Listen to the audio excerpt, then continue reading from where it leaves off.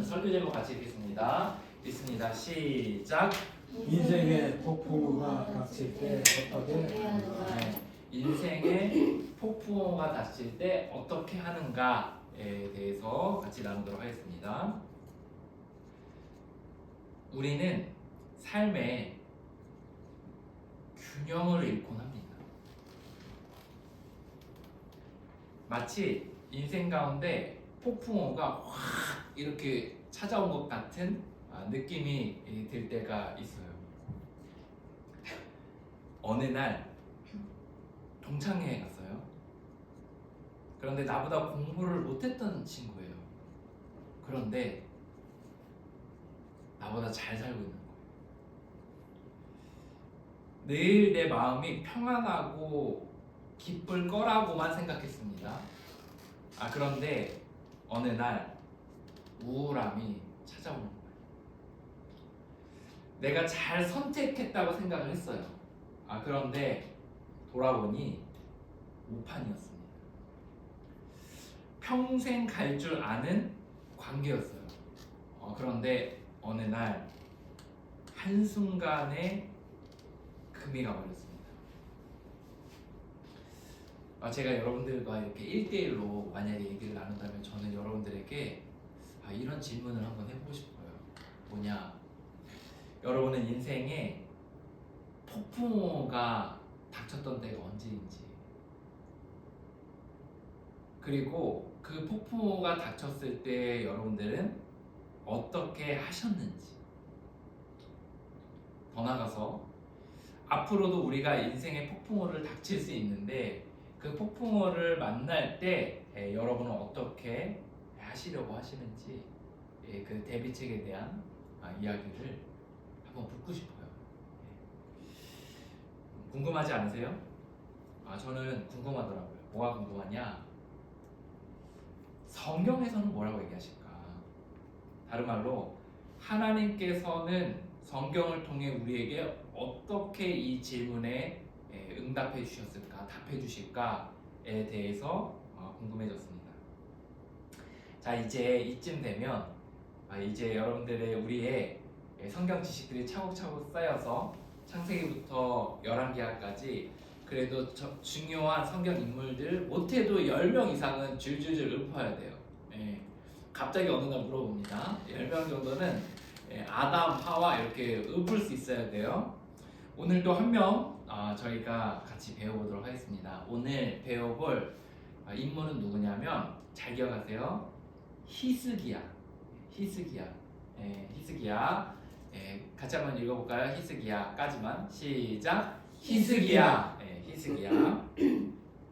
자, 오늘 이 히스기야를 쭉 설명해 줄 건데, 이 히스기야에 대한 배경을 잘 이해하시고 이 히스기야를 마음에 착 새기는 그런 시간이 되면 좋을 것 같아요. 히스기야는 누구냐?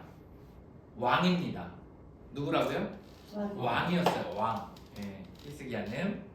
근데 히스기야는 북이스라엘과 남유다 중에 남유다의 왕이었습니다. 남쪽에 왕이 되었는데 몇 살에 왕이 되었을까요? 몇 살에 왕이 됐을까요? 25살에 왕이 됐어요. 25살에. 그리고 히스기야의 아버지는 누구냐? 아하스 왕이었습니다. 히스기야의 아버지는.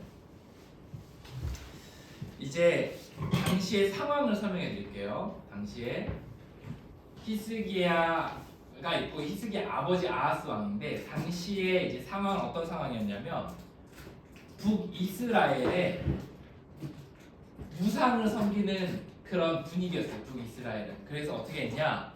산에 가서 또는 들에 가서 나무나 산 또는 온갖 그냥 물품들에 가서 엎드려 절하면서 나의 신이다, 이 나무가, 이 자연이, 이 산이 내 신이다, 또는 그 외에 우상들을 만들어 놓고 그 앞에서 절하면서 예배하고 그것이 내 신이다라고 하면서 의지하고 있었던 상황이었어요. 자, 이제 하나님을 원래 의지하며 살아야 되는데 이 북이스라엘이 이제 그런 것들을 의지하며 살았다는 거죠. 자, 이제 이 북이스라엘 위쪽에 보면은 저기 이제 아람이 있었는데 아람뿐만 아니라 주변국의 나라들이 이 양쪽의 나라들을 모두 다 이제 압박을 하고 있는 상황이었어요. 이제 세계사에서는 아시리아라는 것 혹시 들어보셨나요? 아시리아? 이 아시리아라는 이 나라가 성경에서는 뭐라고 기록하고 있냐면 아수르라고 기록하고 있어요. 이 아수르가 아주 그 몸집이 비대해지고 강력해지고 있는 상황이어서 이 아수르가 북쪽과 남쪽을 굉장히 압박을 하고 있었습니다. 자, 이제 결국에 이 북쪽 이스라엘이 이 아수르에 의해서 이제 히스기야가 왕이 남쪽에서 되었을 때 북쪽의 이 아수르가 이 북쪽 이스라엘을 점령해서 결국 북쪽 이스라엘이 없어집니다. 점령당해요. 자, 이제 이 아수르에 대해서 좀 설명할게요. 아수르에 대해서 잘 따라오고 계시죠? 아수르가 여러분 나라가 합병할 때 그 합병을 잘 하기 위해서 나름대로의 전략들을 피는데 그 중에 하나가 중요한 게 있어요. 그게 뭐냐면 이주 정책이에요. 이주 정책. 그 어떻게 이 민족을 혼합시켜 가지고 이 친구들을 우리의 민족으로 하나로 만들까를 생각을 했거든요. 자, 그러면 나중에 바벨론이라는 나라는 이 백성들을 자기네 나라로 훌륭한 그 인재들을 데리고 갔어요. 포로로 데려갔거든요. 그런데 이 아수르라는 나라는 다르게 이 자기네 나라의 민족의 백성들을 이 나라에 이주시켜서 서로 결혼을 하게 하여서 그 결혼하게 하는 그런 일들이 있었습니다. 네, 결혼하게 하는 일들이 있었어요. 자, 이제 결혼을 해서 그 혼합 정책을 펼쳤어요. 그러다 보니까 어떤 일이 벌어졌냐면 이 아스루라는 그 나라의 우상을 또 북이스라엘에 들여온 거예요. 그래서 북이스라엘의 이 지역에 우상이 이제 넘쳐나기 시작했습니다. 자, 이제 이러다 보니까 어떻게 됐냐?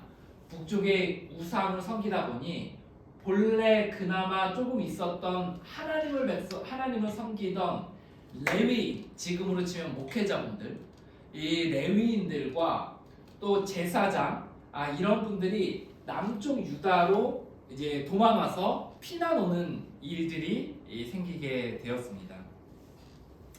자, 이때 이제 그 히스기야가 이것들을 이제 다 지켜본 거예요.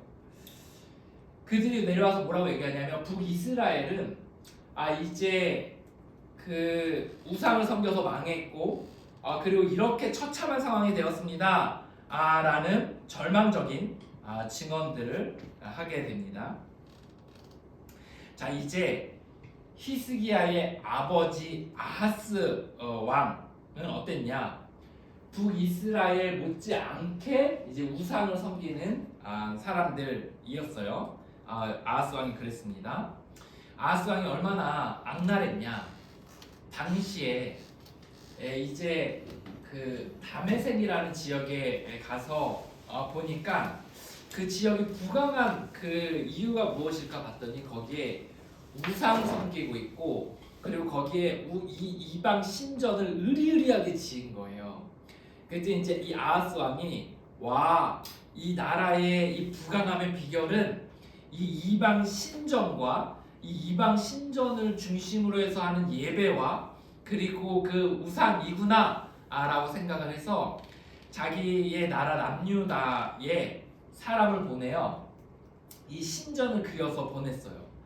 그리고 이거와 똑같이 예배당을 만들어라, 우상을 섬기는 신전을 만들어라 라고 이야기한 거예요. 그래서 이제 그거를 이제 만들도록 했습니다. 뿐만 아니라 남유다는 처참한 상황이었던 게 뭐냐면 이제 예루살렘에 이방 신전을 하나 거대하게 딱 지었을 뿐만 아니라 이제 캄보디아나 이제 태국이나 이런 데 보면 그 집에 다 신전 같은 거 조그만한 우상을 만들고 거기다가 예배당을 조그만하게 하나씩 만들거든요. 그처럼 이제 각 집마다 또는 지역마다 조그만한 우상을 섬기는 산당을 만들어서 거기서 이제 지역 주민들이 각 집에서 또는 마을에서 예배를 할 수 있도록 만든 거예요. 자, 이제 어떤 상황이냐면 나라에 이제 센터에 이방 신전이 팍 이렇게 새겨져 있고, 그리고 마치 모세혈관처럼 전국에 이방 신전들이 조그맣게 곳곳마다 지역마다 그리고 집집에 이렇게 놓여져 있는 상황이었습니다. 한마디로 온 나라가 썩을 대로 썩은 우상을 섬기는 나라가 되어 버렸다는 겁니다. 이제 나라가 막 약해지고 있어요. 그리고 계속 이방의 나라들이 막 공격을 막 하는 거예요.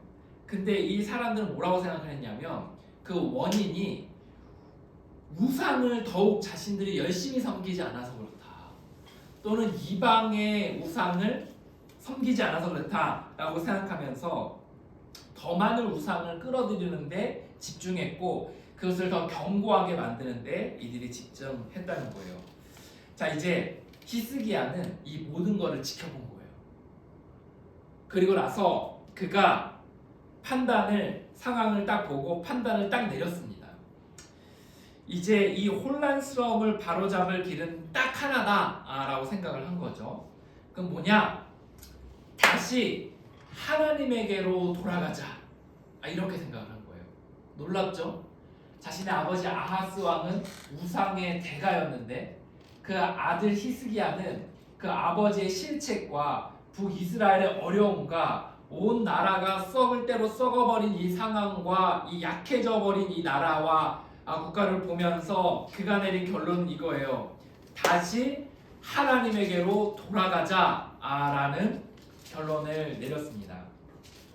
자, 이제 여러분이 만약에 히스기야 왕이라면 자신이 왕이 되어서 이제 이 하나님에게로 돌아가는 것을 어떻게 실현하며 실천하겠습니까? 자, 이제 히스기야 왕은 이런 순서대로 밟았어요. 잘 들어보세요. 그가 했던 변혁의 시작은 뭐였냐면 먼저 성전을 갈아엎었습니다. 어떻게 했냐? 이방 신전을 이제 무너뜨리고, 그리고 나서 하나님의 성전을 정비하여서 공간적인 부분들을 정비하는 시간들이 있었어요. 자, 이제 두 번째로 레위인들을 세웠습니다. 당시에 레위인은 누구냐면 하나님을 예배하고 그리고 하나님의 그 제사를 또 찬양을 담당해가지고 하는 일꾼들이었거든요. 이제 그 사람들 일꾼들을 다시금 쫙 세워서 예배를 또 찬양을 회복하도록 하였습니다. 그리고 했던 게 있는데 이제 유월절이라는 게 있어요. 이 유월절은 뭐냐면 이제 이스라엘 백성들이 애굽에서 빠져나오는 날을 기념해서 매해 1월 14일에 일주일간 하나님 앞에 하나님을 경배하고 하나님을 높여드리며 구원에 대해 감사하는 시간들을 갖는 거거든요. 근데 보통 일주간 지내는데 이때 이 예배를 드리는데 너무나 감격스러운 거예요. 이 백성들이 하나님 앞에 다시 돌아와 우상을 타파하고 그리고 하나님 앞에 예배하는 시간이 너무나 감격스러워서 어떻게 했냐? 한 주만 더 합시다. 우리 한 주만 더 뜨겁게 하나님을 예배합시다 라고 이야기해서 심지어 이 6월절이 한 주였는데 2주간으로 늘려서 보냈다는 거예요. 그만큼 뜨겁게 예배하고 뜨겁게 찬양하고 뜨겁게 하나님을 만나는 시간들을 가졌습니다. 또 하나 이 6월절에 대해서 우리가 주목해서 볼 건 뭐냐면 본래 6월절은 1월 14일이거든요. 14일부터 일주간을 보내는데 보통 이때 이 성전을 수리하고 우상의 그 신전을 부수고 이렇게 하느라고 그 시간 타임테이블이 맞지가 않았어요. 그래서 1월이 넘어갔습니다. 그래서 이 6월절을 언제로 정했냐면 이때만 2월 14일에 예배를 드렸어요. 그런데 이것에 있어서 상징적으로 본인들이 그것을 날짜를 정하고 그때 예배를 드렸다는 거예요. 하나님께서 이것이 너무나 기쁨으로 받으셨다는 거죠.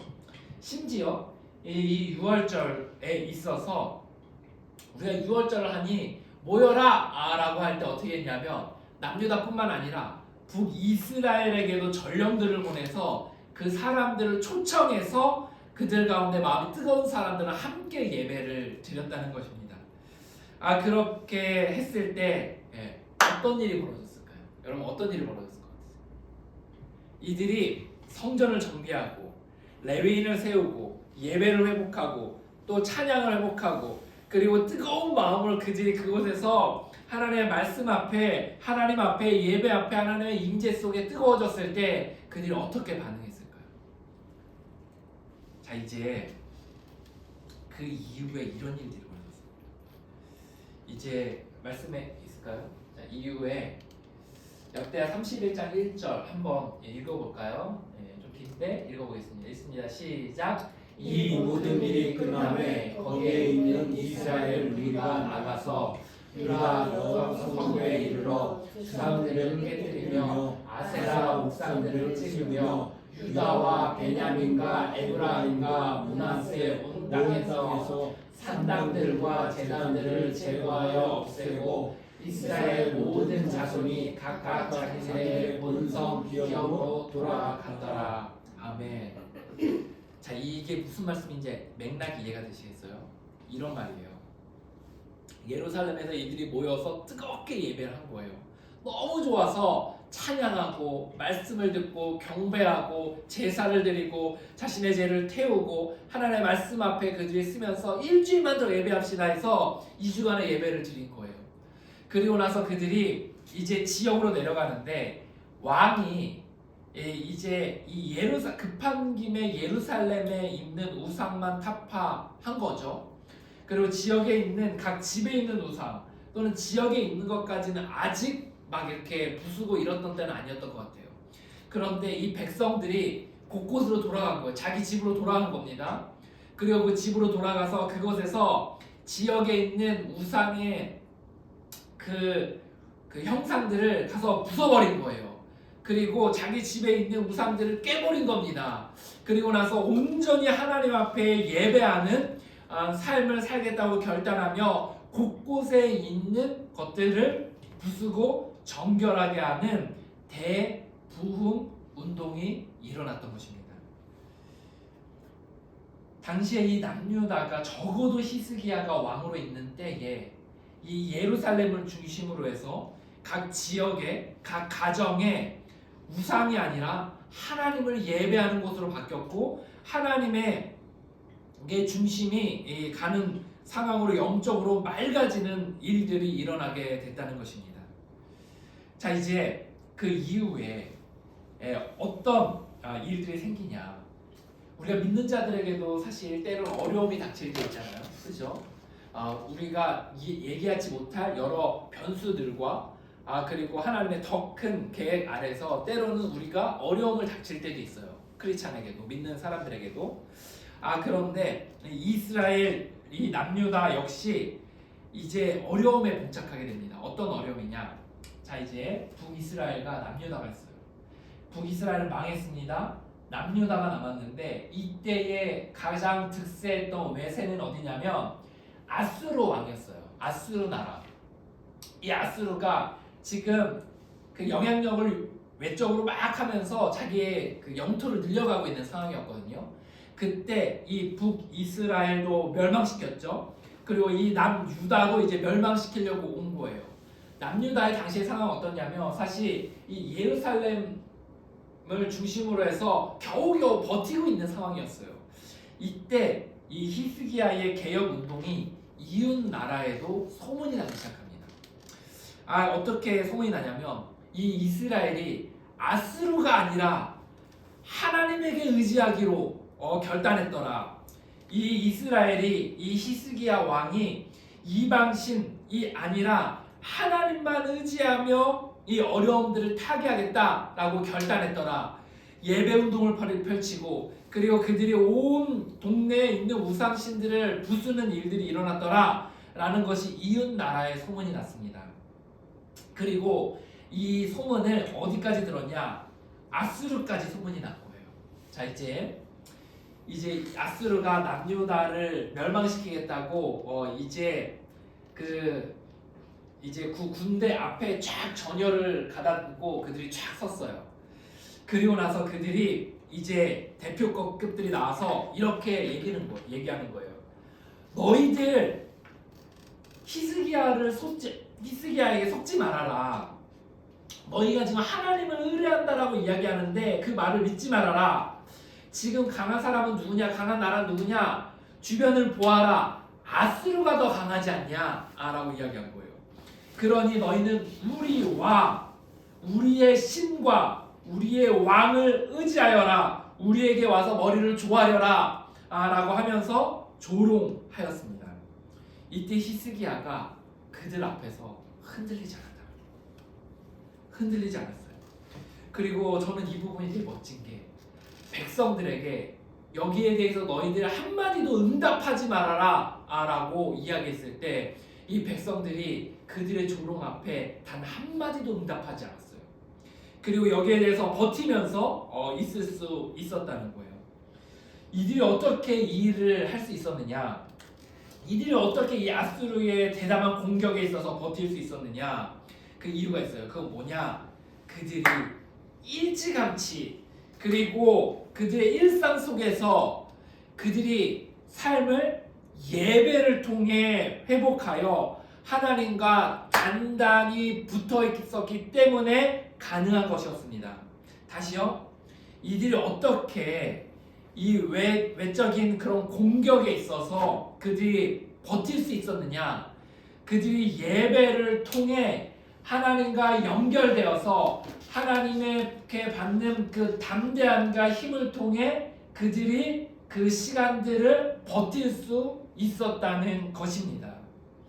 히스기야는 하나님을 버려라, 우상을 섬겨라, 아수르를 의지하여라 라고 이야기하는 그들의 협박을 버리고 어떻게 했냐? 여러분이라면 이런 어려움 속에 어떻게 할 것 같아요? 히스기야 왕은 진짜 멋지게 그들에게 단 한마디의 말도 반응하지 않고 다시금 돌아와 하나님의 성전으로 갔어요. 그리고 개인의 예배를 시작하기 시작했습니다. 하나님 앞에 그들이 자신에게 보낸 협박 편지를 펴놓고 하나님 앞에 목 놓아 울었어요. 그리고 하나님 앞에 하소연하면서 주님, 내가 이렇게 어려움에 있습니다. 하나님 나를 도와주십시오. 하나님 당신만이 나의 하나님이십니다. 라고 고백하며 주님을 의지하며 나아갔다는 것입니다.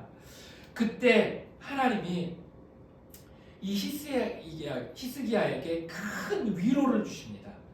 히스기야가 신앙이 있긴 했지만 하나님과 직접 의사소통하며 음성을 들을 정도의 예민함은 아니었던 것 같아요. 그런데 하나님께서 그의 믿음을 보시고 그 강한 믿음을 보시고 이사야를 통해 그에게 말씀하시는데 크게 두 가지 말씀입니다. 그 말씀 첫 번째는 히스기야야, 내가 들었노라.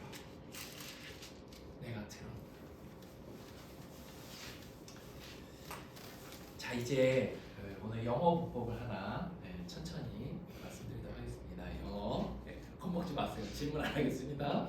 자, 영어에서 이런 어법이 있죠.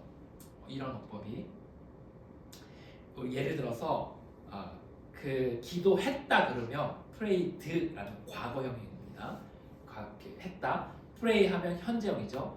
근데 have prayed, have pp 하면 내가 기도를 시작해서 지금까지 기도했던 이런 일정량의 기간을 말하는 거예요. 그죠? 기도를 시작한 이후로 일정량의 기도를 했던 거. 그러죠. 근데 이 내가 들었노라, 내가 너가 기도한 것을 들었노라라고 한국어로 그렇게 번역되어 있거든요. 근데 이것이 영문으로 원어를 좀 더 살려서 번역했을 때 이렇게 기도해요. 이렇게 그 의미가 있어요. 얘야, 너가 have pp, 너가 기도를 시작한 이후부터 내가 지금까지 내가 들었노라. 내가 들어놓은 라고 이야기한 거예요. 그리고 하나님께서 뭐라고 얘기하시냐면 이렇게 얘기해요. 나의 열심이 너의 기도의 응답을 이루리라.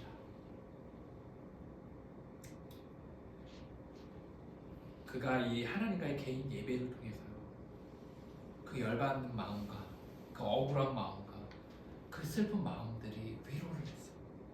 그리고 다시 그 마음을 다잡고요, 당당하게 그 어려움을 맞서 싸웠습니다. 여러분, 남유다는요, 히스기야가 왕으로 있을 때 놀랍게도 당시에 무수한 나라들이 이 아스로 앞에 굴복하고 엎드려 예배하고 그 앞에서 우상신을 섬기고 아스로 왕이 신이라고 하면서 엎드려 경배하였는데, 이 히스기야와 이 남유다는 멸망하지 않았습니다.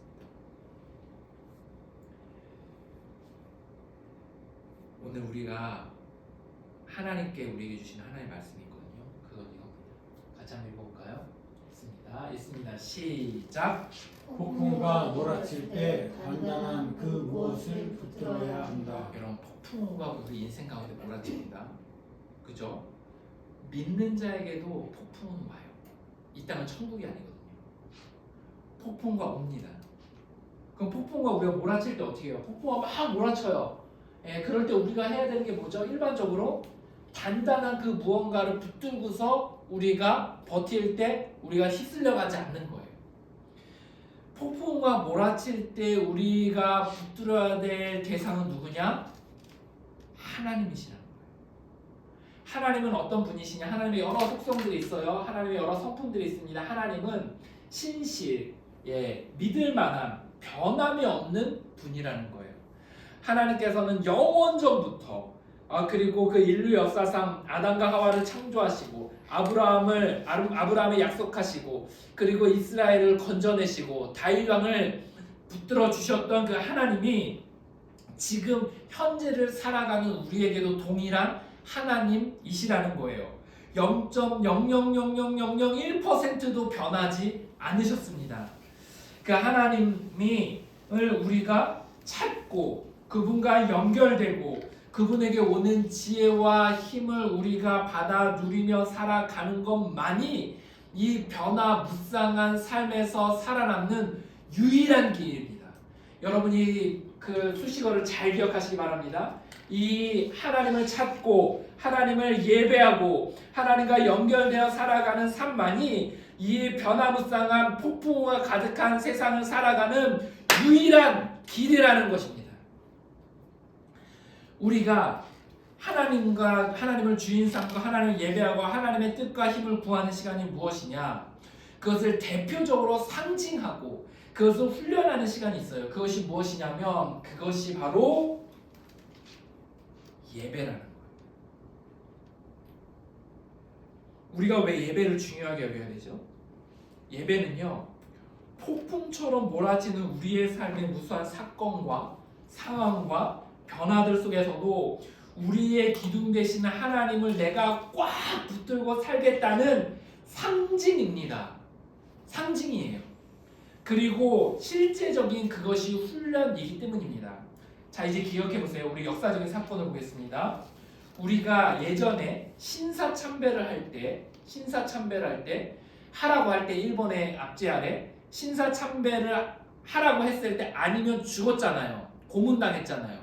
그런데 그때에 많은 사람들이 왜 신사참배를 하지 않았어요? 왜 그냥 고문당하고 죽었습니까? 그것이 상징이기 때문이기도 했습니다.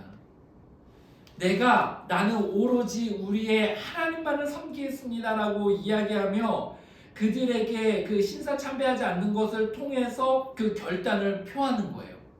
그 고개 까딱하는 거, 엎드려 절하는 거, 그거 별거 아니잖아요. 그 10분, 20분, 30분 별거 아니잖아요. 하지만 그것이 하나님을 버리고 내가 우상을 섬기겠다라는 그런 상징이기 때문에 그것에 우리 믿는 선배들은 목숨을 걸었던 것입니다.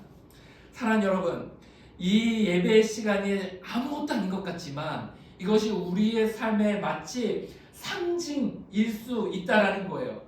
우리의 나오는 이 예배의 시간이 아무것도 아닌 것 같지만 이 예배를 통해 내 인생의 주인은 하나님이십니다. 나의 삶을 붙들어 주실 분은 하나님 한 분뿐이십니다라고 고백하며 나아가는 시간이라는 것이에요. 또 하나, 이것은 훈련입니다. 마치 우리의 인생 가운데 기둥을 붙잡아주고 그것을 중심으로 해서 흔들리지 않는 것처럼 우리의 삶의 모든 스케줄과 모든 우리의 일정과 마음의 우선순위와 많은 것들에 있어서 이것을 기둥으로 삼고 나아가는 훈련들을 하다 보면 우리의 마음과 생각과 영혼에 내 삶의 주인은 하나님이시지 라는 것이 스며들게 된다라는 거예요. 자, 그러면 예배의 자리에 나오면 무엇합니까? 예배의 자리에 나와서 우리 뭐 하는 거예요? 예배의 자리에 나오면 이거 고백하는 거예요. 하나님, 내 인생 가운데 오직 당신만이 내 삶의 주인이십니다. 내 삶의 유일한 하나님이십니다라고 고백하는 거예요. 예배의 자리에 나오면 뭐 하는 것입니까? 예배의 자리에 나와 목 놓아 우는 것입니다. 하나님, 내 삶의 어려움들이 이런 것이 있습니다. 마치 히스기야가 아수르에게 왔던 협박 편지를 펴놓고 목 놓아 통곡하며 울었던 것처럼 하나님, 내가 이런 것들로 인하여 마음이 너무나 어렵습니다. 하나님, 내가 지금 갈 길을 잃었습니다. 하나님, 내 관계가 이렇게 어렵습니다. 내 삶의 줄을 놓쳤습니다. 하나님, 나를 도와주십시오라고 목 놓아 우는 것이에요. 예배 자리에 나아가 무엇하는 것입니까? 하나님에게 내 인생을 맡기고 어떻게 살아야 될지에 대한 길을 묻고 지혜를 구하고 힘을 구하고 우리의 방향을 정하며 다시금 그걸 얻고 나아가는 시간이라는 거예요. 사랑하는 여러분, 그래서 우리가 크리스찬이 된 사람들은 공적인 예배에 목숨을 거는 것입니다.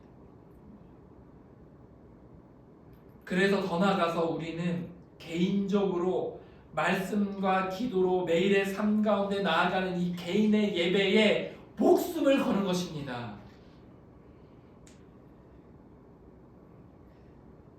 대만 그 7.2의 강진이 났었습니다. 몇 년 전에. 7.2면 굉장히 센 거예요. 어느 정도로 셌냐면 이렇게 그 건물이 무너질 정도로 강진이 셌어요. 대만도. 그때에 여러분들 가보신 분들 있죠. 저는 갔는데 안 갔어요. 타이페이는 갔는데 이 빌딩은 안 갔는데 타이페이 101 빌딩이 있어요. 이 빌딩이 길이가 몇 미터냐면 508m예요. 508m면 얼마나 기냐면 1km의 반이에요. 우리 학교 운동장에 100m 달리기 한 거에 5배입니다. 그 정도로 엄청나게 높은 그 빌딩이었는데 이때 다들 걱정했어요. 강진 7.2의 강한 지진이 났을 때 무너지지 않을까 다들 걱정을 했거든요. 근데 무너지지 않았습니다. 기울지도 않았어요. 이게 어떻게 가능했을까요? 했는데 이 지진권 안에 있었던 이 대만이었기 때문에 지진이 날 수 있다고 생각을 한 거예요. 그래서 이거를 설계할 때부터 이들이 했던 것 중에 하나가 뭐냐면 이 건물 갑자기 토모 박사님도 계신데 제가 이거 얘기하려니 갑자기 미치게 됐네요. 갑자기 그 이제 이 강진 이제 짓는데 그 꼭대기쯤에 87에서 92층 사이에 660톤의 강철 공을 매달았대요. 매달았어요. 그리고 이 공이 하는 역할이 뭐냐면 공이 무겁잖아요. 그러니까 중력이 있으니 아래로 향할 거 아니에요. 그죠? 아래로.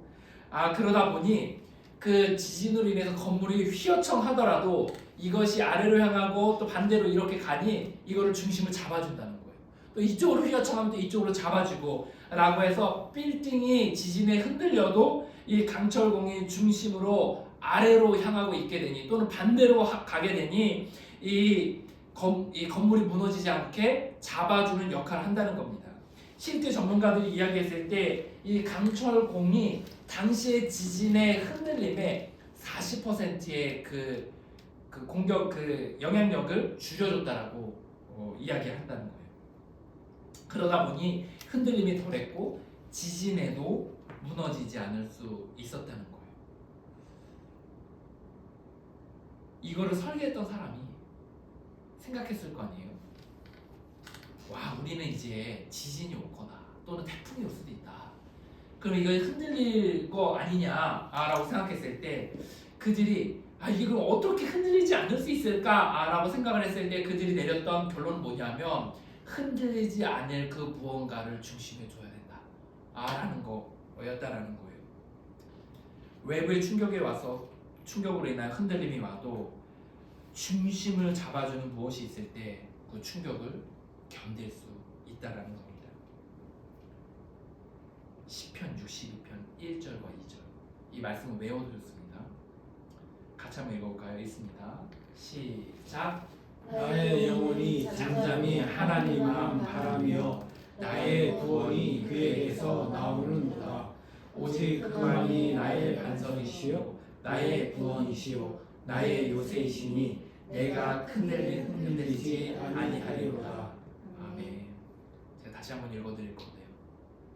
마음으로 아니 영혼으로 이 말씀을 받았으면 좋겠어요. 나의 영혼이 잠잠히 하나님만 바라며 나의 구원이 그에게서 나오는도다. 오직 그만이 나의 반석이시오 나의 구원이시오 나의 요새이시니 내가 크게 흔들리지 아니하리로다. 아멘이세요? 사랑하는 여러분, 저희 다음 세대도 있고 아직 이제 성년이 안 된 분들도 있고 청년도 있고 또 믿은 지 얼마 안 된 분들도 있죠. 사랑하는 여러분, 공적인 예배를 중요하게 여겨야 돼요. 왜냐? 우리의 상징이고 우리의 삶의 주인이 누구라고 생각하는지에 대한 상징입니다. 부모 세대가 죽더라도 여러분들이 이 세상에 남아서 또는 자녀를 키우며 이 예배를 생명처럼 여기며 지켜나가시기 바랍니다. 또한 훈련이에요. 주일 예배에 나와 하나님을 부르고 내 인생의 주인이 누구인지 깨닫고 주님 앞에 목 놓아 울고 어떻게 살아가야 될지를 묻는 시간이라는 겁니다. 제가 공적인 예배와 더불어서 여러분들에게 강조하고 싶은 게 있습니다. 그것은 무엇이냐면 개인 예배 시간은 갖고 그 개인 예배 시간 역시 생명처럼 여기라는 겁니다. 가장 중요한 시간을 떼어서 하나님 앞에 잠잠히 나아가 이렇게 고백하는 거예요. 많은 얘기하지 않아도 됩니다. 그저 자리에 주저앉아서 하나님 앞에 이렇게 고백하는 거예요. 나의 주님. 그러면 주님께서 이렇게 이야기할 수 있어요. 내가 그렇게 고백하고 어떻게 기도해야 될지 모른다. 그럼 이렇게 고백할 수 있습니다. 하나님, 내가 이 시간을 개인의 예배 시간으로 삼습니다. 내가 이 시간에 무슨 말을 해야 될지 어떻게 보내야 될지를 알려주시고 인도하여 주십시오 라고 하며 또 생각과 마음을 따라가면 좋을 것 같아요. 오늘 설교를 나누면서 오늘 본문 설명에서 설명하지 않았지만 꼭 오늘 설교를 마치기 전에 여러분들과 같이 나누고 싶은 성경의 여러 해석의 한 부분이 있거든요. 그 설교에 인상 깊었던 하나의 단어가 있어요. 그건 뭐냐면 열왕기하 15장 6절에 나오는 말씀인데 뭐냐면 다바크라는 단어예요. 다바크. 그 성경은 구약 말씀은 히브리어로 기록되어 있거든요. 이스라엘 언어로 다바크라는 단어인데 이 단어를 한국에서 어떻게 해석을 했냐면 하나님과 연합하다라고 되어져 있습니다. 하나님과 연합하다. 15장 6절이 아닐 거예요. 그래서 어쨌든 몇 절인지 모르겠네요. 하나님과 연합하다. 오늘 읽었던 본문 중에 있습니다. 오늘 읽었던 본문 중에 하나님과 연합하다라는 단어가 있어요. 히스기야의 삶을 하나님께서 한마디로 너는 하나님과 연합하였다 이렇게 표현하셨는데 이 단어가 다바크입니다. 자, 이 연합하다 다바크의 단어를 고대에 이 이스라엘에서 어떻게 사용했는지를 보면 이런 뜻으로 사용했어요. 우리가 옷이 있으면 이제 그 물에 확 젖으면 어떻게 돼요? 몸에 착 붙잖아요, 그죠? 그래서 이거를 막 벗으려면 막 엄청 힘들잖아요. 그죠? 우리가 수영장에 갔다가 그 옷을 이렇게 벗을 때, 갈아입을 때 옷에 막 물 때문에 붙어가지고 이거 하기 어렵잖아요. 이 다바크가 이럴 때 쓰여요. 옷이 물에 져져서 착 몸에 붙어있는 이 상태를 표현한다는 거예요. 잘 안 떨어져요. 이것을 다바크라고 합니다. 또 다른 용례가 있는데 그 중에 하나가 뭐냐면 이거예요. 갓난아기가 있습니다. 근데 이 갓난아기가 배가 고픈 거예요. 그래서 엄마의 젖을 빠는데 그 빨대, 그 배가 고파서 그 빨대 힘이 강력하잖아요. 그죠? 이때에 이 어린 갓난아이가 엄마의 젖을 빨 때의 이 상태를 연합하다 또는 다바크되었다라고 이야기하는 거예요. 하나님께서 하나님께 다바크되었다, 연합하였다라는 뜻은 옷이 착 붙어서 떨어지지 않듯 떨어지지 않는 상태. 어린아이가 살려고 죽을까봐 살고 싶어서 어머니에게 그 젖을 빨고자 강력하게 매달리는 그 상태를 표현하는 거예요. 하나님께 다바크되었다는 건 바로 그거를 말하는 겁니다. 착 하나님께 붙어서 하나님에게 떨어지면 죽는다라는 생각 가운데 어떻게 해서든지 하나님께 매달려 있으려고 하는 상태. 어린아이가 엄마의 젖을 빨듯이 간절하게 매달려 있는 상태를 바로 다바크라고 이야기한다는 것입니다. 하나님께서는 우리에게 이걸 요구하시는 거예요. 나에게 다바크 되어라. 나에게 착 붙어서 나와 떨어지면 죽을 수도 있겠다라는 생각 가운데 절박하게 매달려라 라고 이야기하는 거예요. 그리고 하나님께 히스기야는 다바크 되었다라고 이야기하고 있는 것입니다. 하나님께 다바크 되었던 그 히스기야가 그 나라 전체를 완전히 뒤덮기 위해서 했던 그 시작이 바로 일주일간의 6월절의 그 예배, 그리고 그것이 너무나 뜨거워서 일주일을 더 드렸던 그 14일간의 예배, 그리고 그 예배로 뜨거워짐으로 인하여 온 백성들이 지역으로 돌아가 자신의 삶의 현장에서 개인의 예배를 통해 하나님을 예배하고 하나님을 만나는 것을 통해 히스기야와 남유다는 아수르의 강력한 폭풍 속에서도 끝까지 멸망하지 않고 버티는 기적을 만들어냈다는 것입니다. 사랑하는 여러분, 주 예수 그리스도의 이름으로 저의 생명과 마음을 다하여 간절히 여러분에게 권면합니다. 공적인 예배를 생명처럼 여기세요. 언제까지? 죽는 날까지. 개인의 예배 시간을 만들고 그것을 생명처럼 여기십시오. 그리하여서 죽는 날까지 우리의 생명의 근원 되시고 능력 되시고 우리를 단단히 붙들어 주시는 그 하나님에게 다바크 되시기 바랍니다. 아멘. 다 같이 찬양하겠습니다.